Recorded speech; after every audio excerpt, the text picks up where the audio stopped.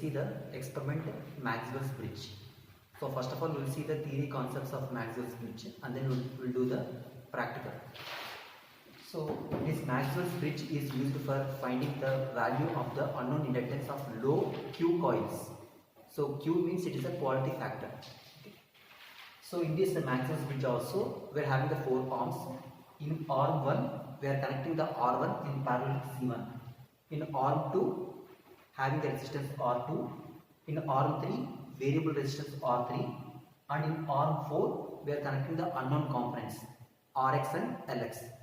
So here we have to find out the values of Rx and Lx here. Okay. So applying the same principle, that is, first of all we have to bring the bridge to the balanced condition and then apply the bridge balanced equations for finding the values of Rx and Lx.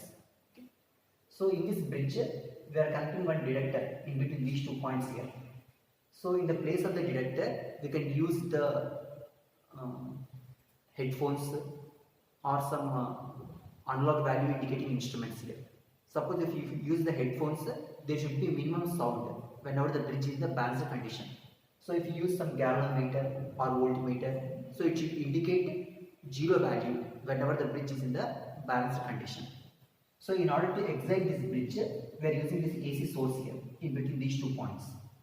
So the value of this excitation is 5 volts 50 hertz. Okay. We are using the AC source excitation here. Okay.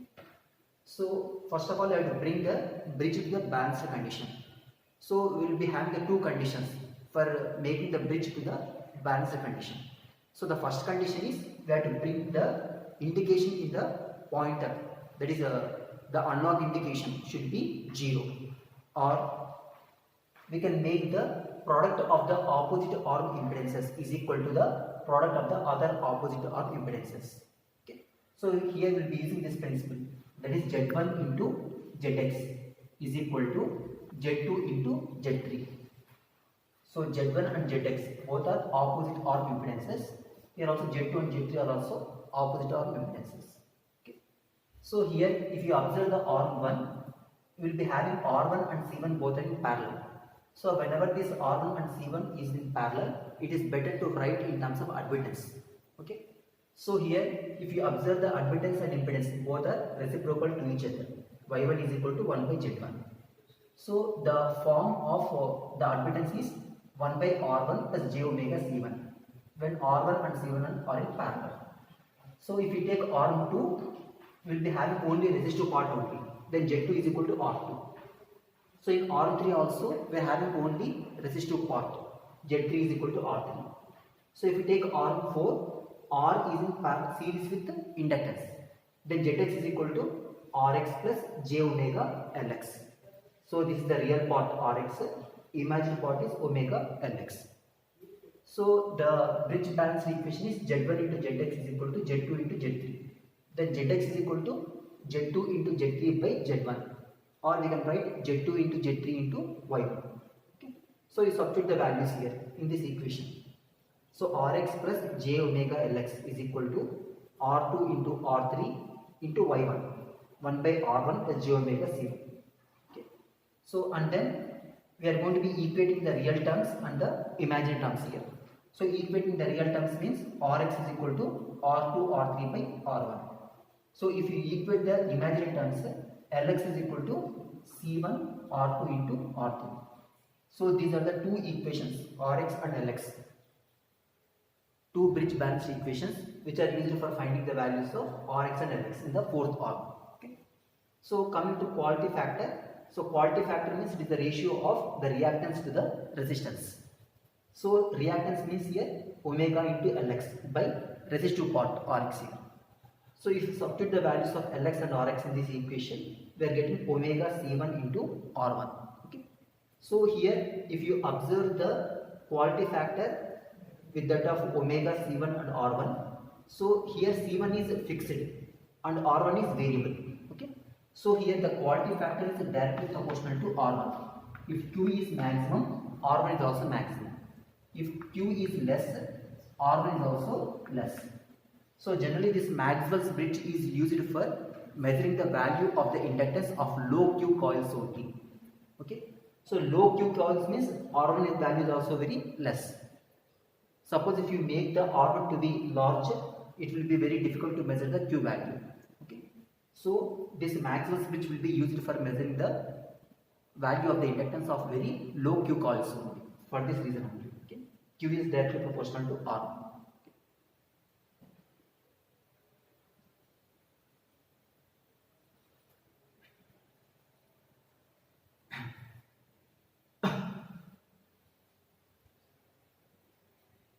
Sir. Sure, sir.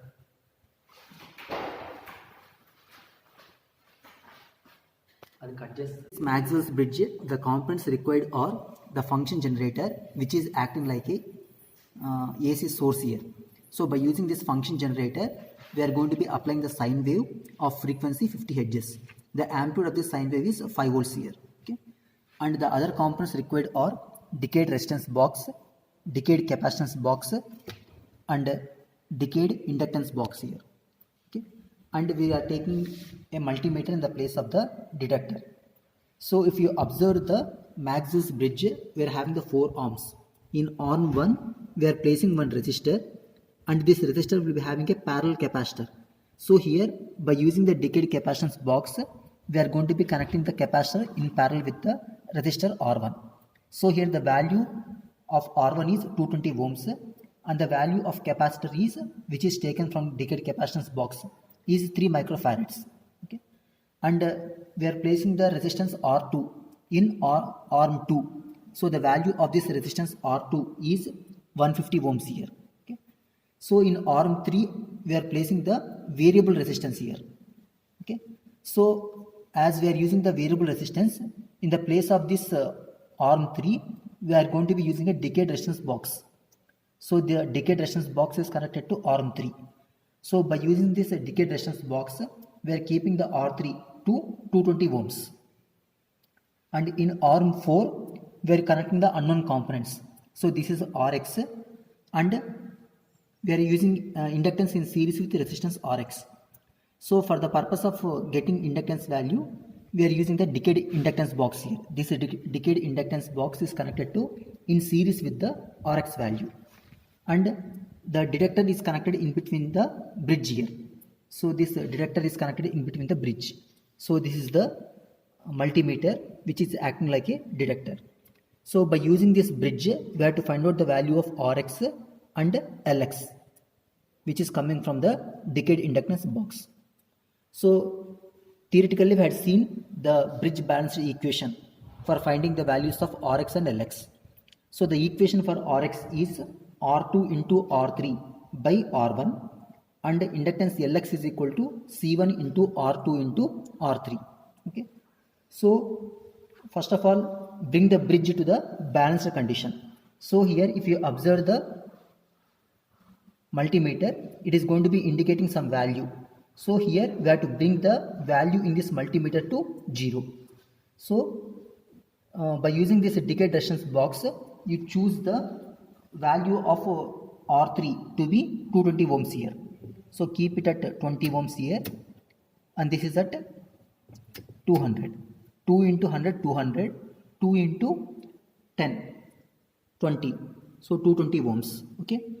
And by using this decayed capacitance box, you keep the value at 3 microfarads. So this is the C1 value, so which is connected in the arm 1. So we are keeping the C1 value to 3 microfarads, and all the values will be 0 only. So this the value of this capacitance is 3 microfarads. Okay. So next, if you observe the multimeter,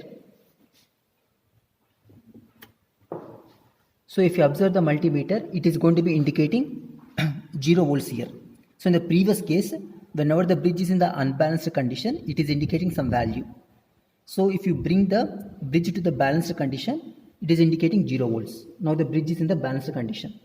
So after getting the bridge in the balanced condition, you apply the equations for Rx and Lx for finding the values of the unknown resistance and unknown inductance. That is, Rx is equal to R2 into R3 by R1. So what is R2? 150 ohms. R3 220 ohms, which is coming from decayed resistance box, by R1, which is 220 ohms. Okay, and Lx is equal to C1 into R2 into R3. So C1 is equal to 3 microfarads, R2 is equal to 150 ohms, and R3 is equal to 220 ohms coming from the decayed resistance box. So if you substitute these values in the equations, you will be getting the Rx value as 150 ohms and Lx value as 99 millihenries. The Maxwell's bridge, the given data is R1 is equal to 220 ohms, R2 is equal to 150 ohms, R3 is equal to 220 ohms, and C1 is equal to 3 microfarads. So the bridge balance equation for finding the value of Rx and Lx or R2 into R3 by R1. So you substitute the values in this equation. So 150 into 220 by 220. We are getting the value as 150 ohms. So this is the unknown resistance Rx. And Lx is equal to C1 into R2 into R3. So 3 into 10 to the power of minus 6 into 150 into 220 ohms. So Lx value will be 0.099 henries, which is equal to 99 millihenries. So Rx value and Lx value, which is placed in R4. These are the values here. Rx 150 ohms and Lx 99 millihenries.